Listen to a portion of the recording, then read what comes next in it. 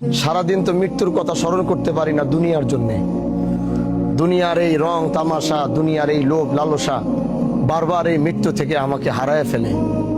অন্তত জানাজার ওই মজমায় দাঁড়ায় যখন লাশটা সামনে নিয়ে কথা বলি, ওই কয়টা মিনিট আমার ভিতরে এই কথাই থাকে যে হানজালা তুমি কিচ্ছু না, তাকায় দেখো শুয়ে আছে। এরকম একদিন তুমি বাহাদুরপুরের মাঠে শুয়ে থাকবা, সবাই তোমার জন্য দাঁড়ায় থাকবে। এজন্য ওই জানাজার ময়দানে একটু দাঁড়াই, নিজেও যখন এই মৃত্যুর কথাটা স্মরণ করি, সামনে যারা আছে তাদেরকে একটু চেষ্টা করি মৃত্যুর কথাটা স্মরণ করায় দিতে।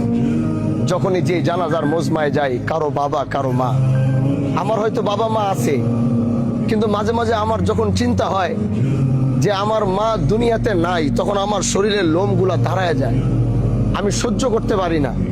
মা হারানোর এই বেদনা, বাবা হারানোর এই বেদনা আমার ভিতরে হয়তো নাই, এখনো তারা বাইচা আছে, কিন্তু এই শব্দটা আমি মনেও করতে পারি না, চিন্তাও করতে পারি না।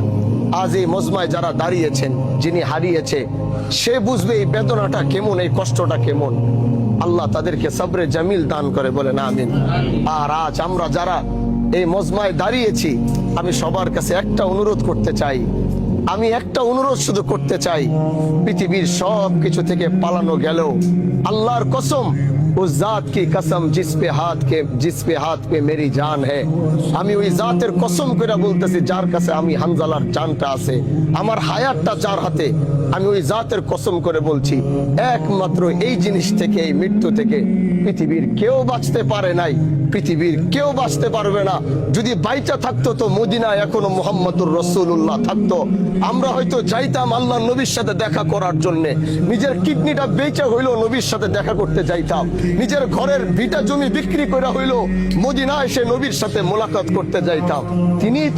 তিনি দুনিয়া জমিনে থাকতে পারে নাই, তাহলে আপনি আমরা কে যে আমরা দুনিয়াতে বাঁচবো? আমি কি যে আমি দুনিয়াতে বাঁচবো? পৃথিবীর কত বড় বড় বাচ্চা হিত চলে গেছে এক মৃত্যুর থাবায়। যদি এটাই বাস্তবতা হয়, তাহলে আসুন এই মৃত্যুকে সামনে রেখে জীবনের প্রতিটা পদক্ষেপ গ্রহণ করি। ইনশাআল্লাহ একটা পদক্ষেপ ভুল হবে না যদি সামনে আমার মৃত্যুর এই চিন্তা থাকে। আল্লাহ আমাদের সবাইকে মৃত্যুর প্রস্তুতি নিয়ে কবরে যাওয়ার তৌফিক দান করুক। আল্লাহ